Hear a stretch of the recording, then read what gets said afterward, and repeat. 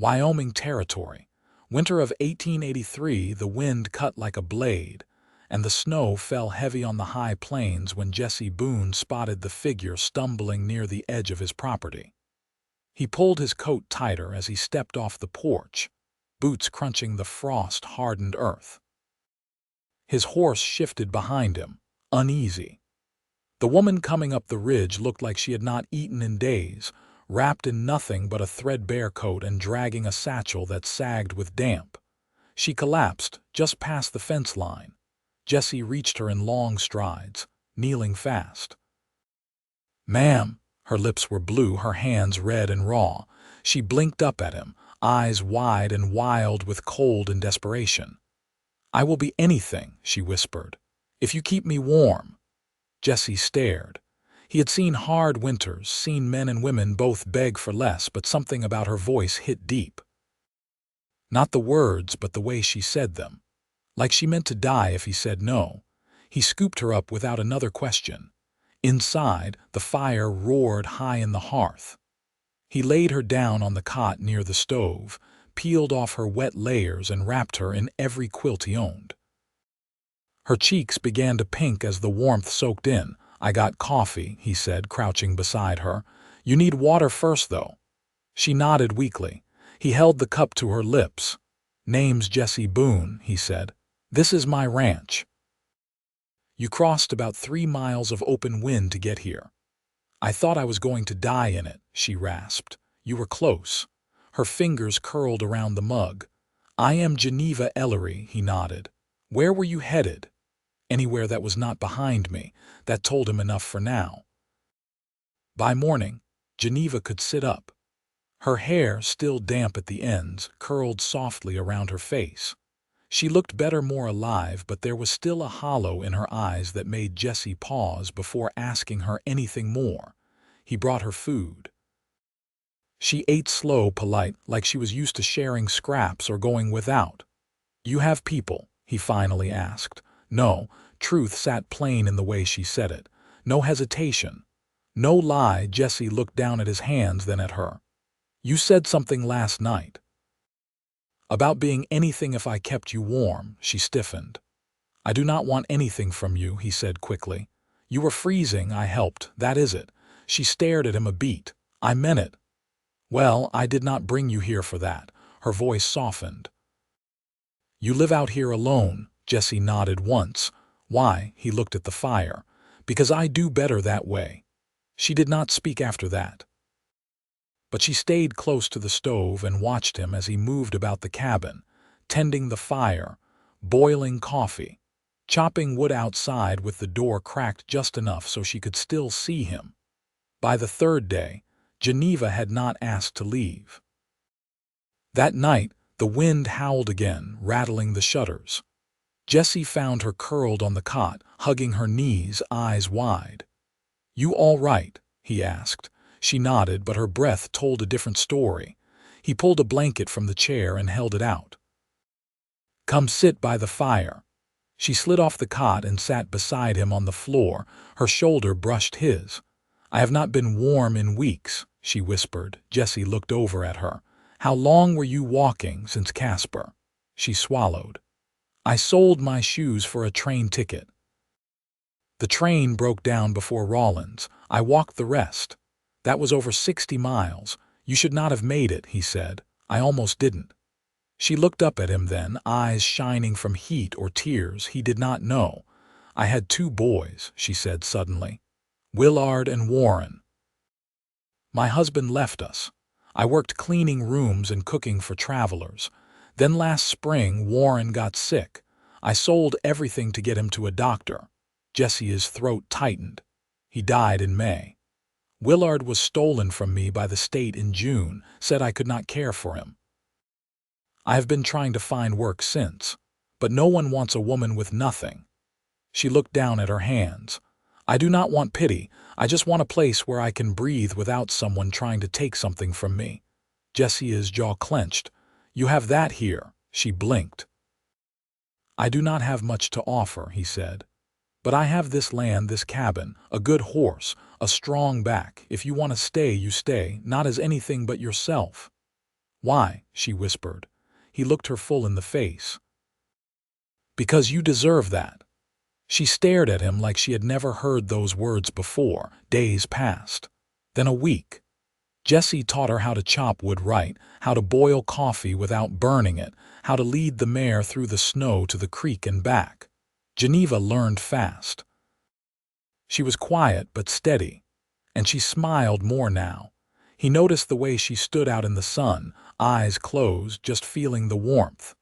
The way she hummed when she mended his shirts. The way she touched his arm when she passed him something light but lingering. One night after supper, he found her standing at the window watching the snow fall. "You still want to leave?" he asked. She turned. "I do not know where I would go.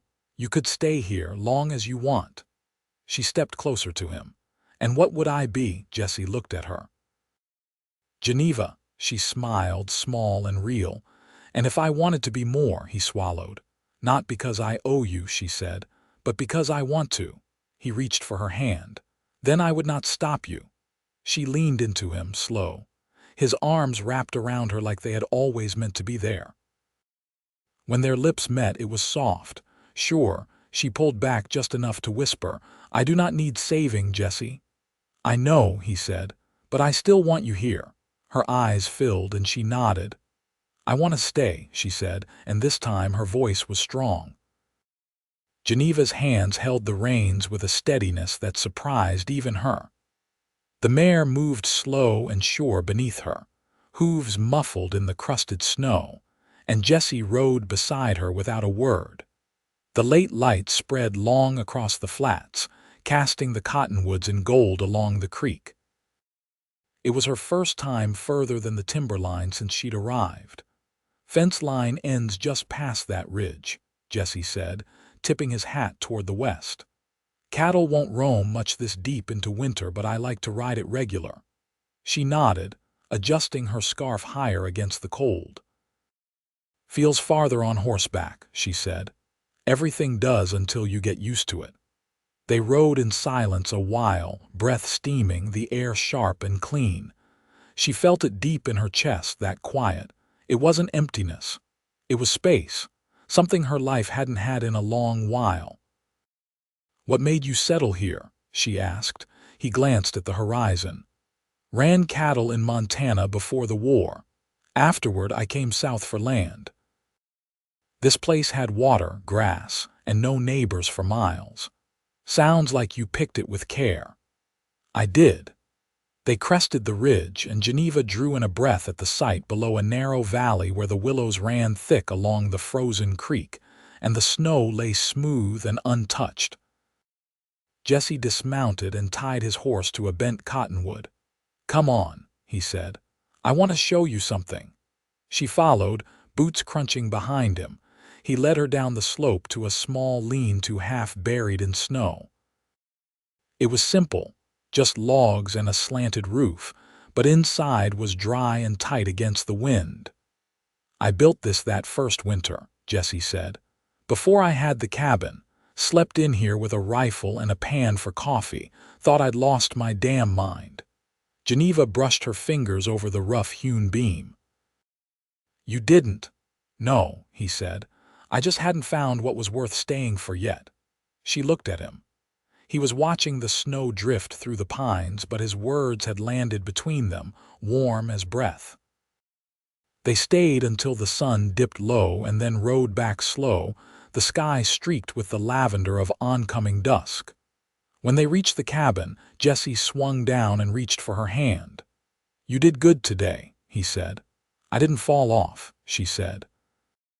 "Which is more than I expected." He held her gaze a moment longer than needed. "You belong out here more than you think." That night, she stood at the table and cut onions while Jesse trimmed the venison. The lamplight caught his profile, quiet strength in the line of his jaw, the steadiness in his hands. "Did you ever think about marrying?" she asked without looking up. His knife paused. "Once, long time back." "What happened?" She said yes, he said. Then she changed her mind. "Married a banker in Cheyenne." Geneva stirred the pot. "I never had a proposal." Jesse leaned against the counter. That's hard to believe. I'm not the kind men offer things to, she said. I've always had to ask. He didn't speak for a long while. When you said you'd be anything, he said, I know what you meant, but I want more for you than that. I want more for us if you do. She turned to face him. I don't want to be taken in or pitied or owed. You're not, he said. Not now, not ever, her breath caught. Then what would I be? He stepped close, lifting her hand to his chest. My partner, my equal, if you want it. The fire popped behind them. Outside, the wind had stilled. I want that, she said. He bent, touched his forehead to hers. Then we'll build it. One day at a time. And when he kissed her, it wasn't a question or a promise. It was a beginning. Late February brought a slow thaw. Not the kind that rushed in, but one that came in fits. A few hours of sun, a trickle of melt along the eaves, then cold again. Jesse stood outside the barn splitting kindling, and Geneva carried a pail of ash to the edge of the garden plot, scattering it where the ground had begun to show through. They worked without talk, moving in rhythm, the quiet between them easier now. Inside, the cabin smelled of soap and dried mint. Geneva had scrubbed the floorboards clean that morning and hung her newly sewn curtains over the small windows. The fabric had once lined an old trunk, but she'd washed and hemmed it, and now it softened the light when it came in low and gold across the floor. At the table, Jesse ran his thumb along a ledger. I need to ride into Medicine Bow come week's end, he said, not looking up. Pick up seeds, salt blocks, and a couple tools that are bound to break come spring. Geneva folded a strip of cloth into a triangle. You want me to come? You've earned the right to choose, he said, voice level. But it's a long ride and the town's not always kind. I've seen worse than unkind, she said, tying off the last corner and setting the folded piece in the basket. I'll come. He nodded once, then stood and reached for his coat. I'll bring the horses in. That wind's turned sharp again. Geneva watched him go, then turned toward the hearth, feeding a few sticks to the fire. Her hands paused over the iron pot, then rested on the mantel. The cabin no longer felt borrowed. It felt built into her. 2 mornings later, they set out before first light. Jesse packed the supplies with care: beans, dried cornmeal, a flask of coffee, and Geneva tucked a wrapped loaf of bread into the saddlebag. They rode with the dawn behind them, shadows long across the snow-patched prairie. Midday found them nearing the far edge of the Laramie Range, where the land dipped and rose in quiet folds. Jesse slowed his gelding and pointed to a stand of junipers. There's a man buried there, he said. Name was Emery. Taught me how to drive cattle across the flats without losing half the herd to thirst. Geneva guided her mare closer. You knew him well. He died the winter I bought this land, Jesse said. Fell through the ice trying to save a calf. I marked the spot so he'd be remembered somewhere. Geneva looked toward the small rise, wind stirring the grasses at its base. You carry a lot on your own. Not anymore, he said. They reached Medicine Bow by dusk. The town was built low and wide along the tracks, with the freight depot at its center, and a few scattered businesses hugging the dirt road. The saloon pulsed with the sound of boots and bottles, and the boarding house smelled of boiled meat and pipe smoke. Jesse left Geneva at the general store with a list and a few coins and headed for the livery. She stepped inside, shoulders square, and met the shopkeeper's eyes. I'm here for seed, wheat, and lye, she said. Boone sent me. The man raised his brows but said nothing, just turned to fill the order. She kept her chin high, felt the stares at her back, but didn't flinch. When Jesse returned, she was waiting outside, packages bundled in her arms. He took half the load without a word, and they walked together through the darkening street. You all right? He asked once they were clear of the last storefront. I held my own. He glanced over. You always do. They stayed the night in a small room above the feed store. Jesse slept on a cot near the stove, Geneva on the bed. In the quiet before sleep, she turned toward his shadow. "You ever think on what comes next?" she asked. He shifted, the cot creaking. "I think on spring. On calves dropping and fences needing mending." "That's not what I meant." He was quiet a moment. "You want more than what we've got." "I want to plant a garden," she said. "I want to hear bees again. I want to teach you how to read the Psalms if you'll let me." He sat up, elbows on his knees. "You think that's love? I think it's a start." He stood, crossed the space between them, and knelt by her side. "Then we'll start there." She reached for his hand, fingers threading through his. This time there was no need to ask for warmth. It was already theirs. The days lengthened by minutes, then by hours. Snow still clung to the north slopes, but the lower pasture ran wet with melt and promise. Jesse spent most mornings repairing the south fence, where elk had pressed through in search of grass. Geneva stayed near the cabin, tending to the garden rows she'd marked with twine and flat stones, sleeves rolled to her elbows, fingers deep in thawed soil. She didn't speak much while she worked, but Jesse could see the difference in her. Her posture had changed, not stiff with alertness, but grounded. When she returned inside at dusk, strips of mud on her hem and hands roughened by work, there was a steadiness to her movement, like she had finally set her weight down somewhere safe. One evening, Jesse brought in a crate with rusted iron hinges and set it on the table without comment. Geneva watched him pry the lid open, revealing a stack of old ledgers and a folded cloth bundle. "I never used them," he said. "Didn't have reason to." Geneva unfolded the cloth.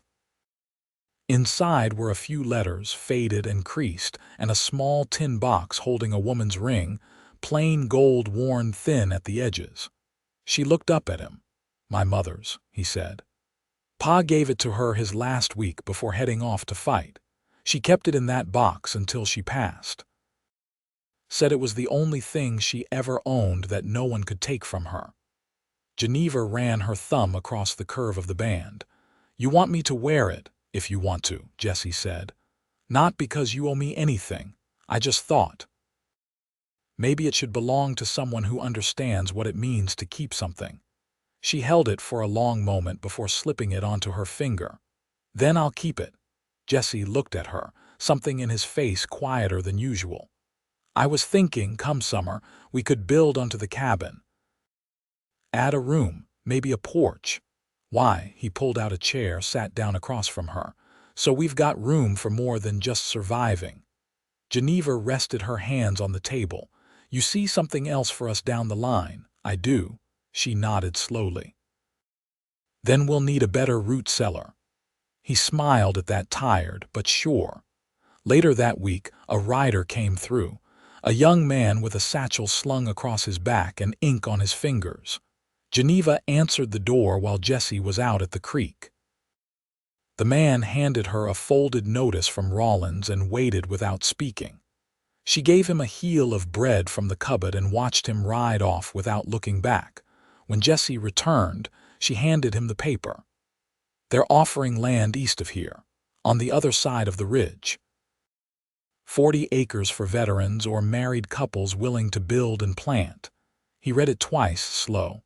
"That's hard land. So is this." He folded the paper and tucked it into the pocket of his coat. "We've got enough here," she crossed her arms, "but we could choose it together. Not just hold what we were given." He studied her, then nodded once. "Let's ride out in the morning. Take a look." They packed light. Geneva filled 2 canteens and wrapped leftover beans into cornbread, while Jesse saddled the horses and checked his rifle. The trail east ran narrow and rutted, winding through cottonwood and brush, then opening into long, flat meadow.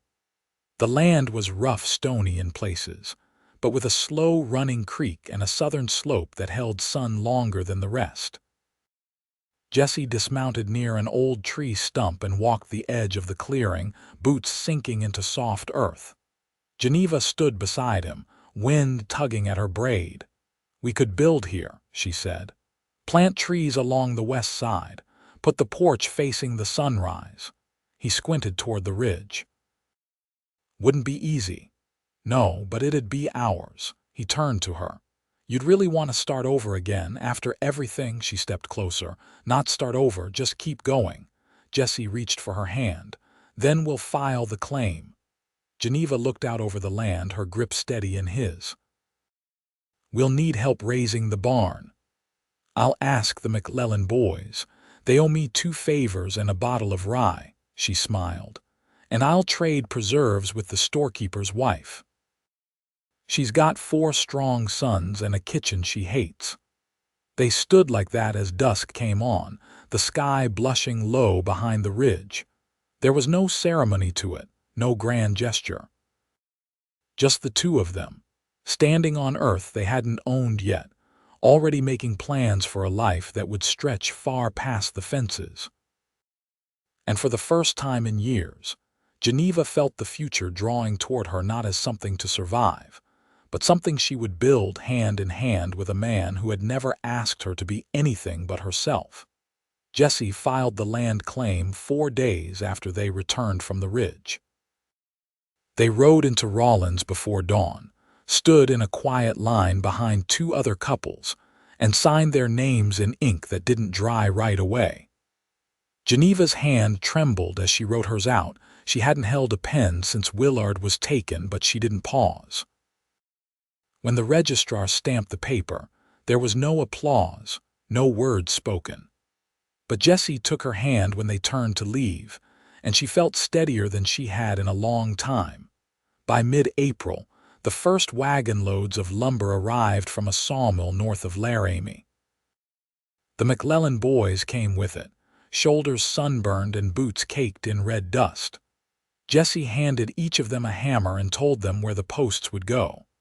Geneva brought out coffee boiled thick and sweetened with molasses, and a plate of biscuits wrapped in cloth, still warm. The barn rose first. It took 6 days and a splintered thumb, but when it stood rough, tall and square against the sky, Jessie leaned against the fence and said nothing for a long time. Geneva stood beside him, arms crossed against her chest. "You'd think you'd just seen your first son born," one of the McClellans muttered as he packed his tools. Jessie didn't smile. "I'll remember this longer." They moved over in early May, with the trees along the creek leafing out in pale green and the ground soft beneath the wagon wheels. The cabin was smaller than Jessie's old one, but Geneva had insisted on 2 windows and a shelf that ran the length of the north wall. She unpacked the flour tin, a crock of dried beans, her Bible, and Jessie's mother's ring box, now empty. She placed it on the shelf beside a folded handkerchief she'd stitched with her boy's initials. That night, they sat on the unfinished porch, watching the stars rise over the low hills like they had all the time in the world. "I want to write to Willard's caretakers," Geneva said. "I don't know if they'll answer, but I want him to know I'm alive, that I'm not what they said I was." Jessie didn't hesitate. "Tell me where to send it. I'll write it in myself." She reached over and touched the side of his hand. "I didn't know a man could be kind this long." He looked down at their joined hands. "I didn't know a woman could stay." The letter went out with the next mail rider.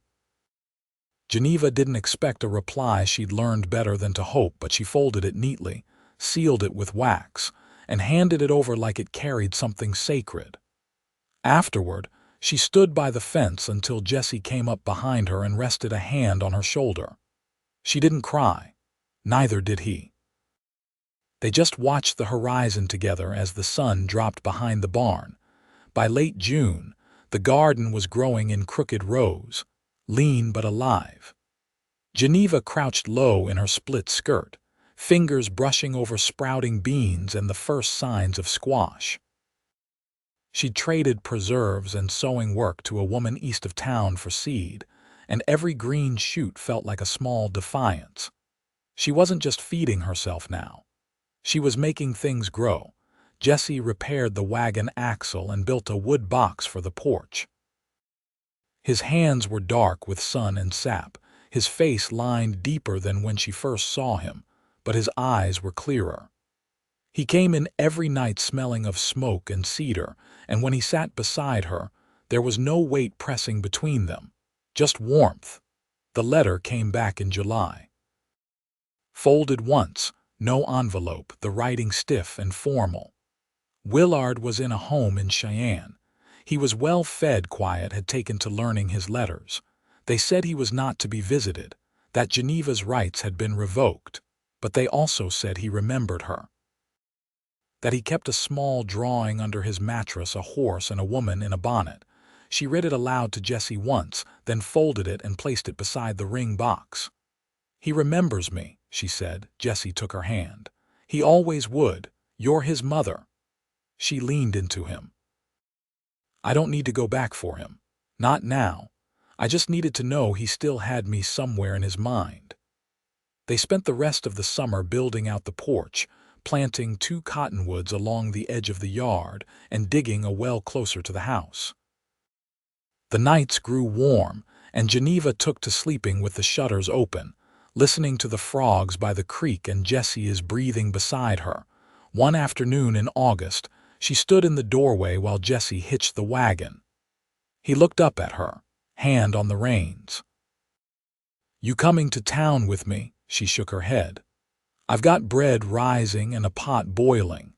He stepped onto the porch, pulled his hat off, and pressed a kiss to her forehead.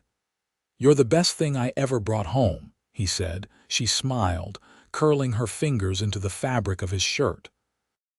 "Then don't forget to come back." He didn't. He never would. The first frost came early that year. Geneva covered the squash with burlap sacks and picked the last of the beans before the ground hardened. Jesse stacked the wood high, lined the shelves with what they'd put up, and fixed the latch on the smokehouse door. On the final warm evening before the cold settled in for good, they sat side by side beneath the cottonwoods. Jesse took something from his pocket, a small, carved wooden horse no bigger than his palm. "For Willard," he said. "In case you want to try again come spring."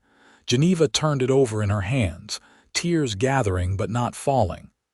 "I think we'll try again every spring," she said. He wrapped his arm around her, drawing her close. They didn't speak after that. Didn't need to. The wind whispered through the trees, the porch boards creaked beneath them, and everything that mattered was already decided. They would grow old here together, side by side. With hands that worked the land, with hearts that had been broken and rebuilt, with a life they had chosen, not once but every single day. And when the stars came out, Geneva leaned her head on Jesse's shoulder, and he kissed the top of her hair. Home at last.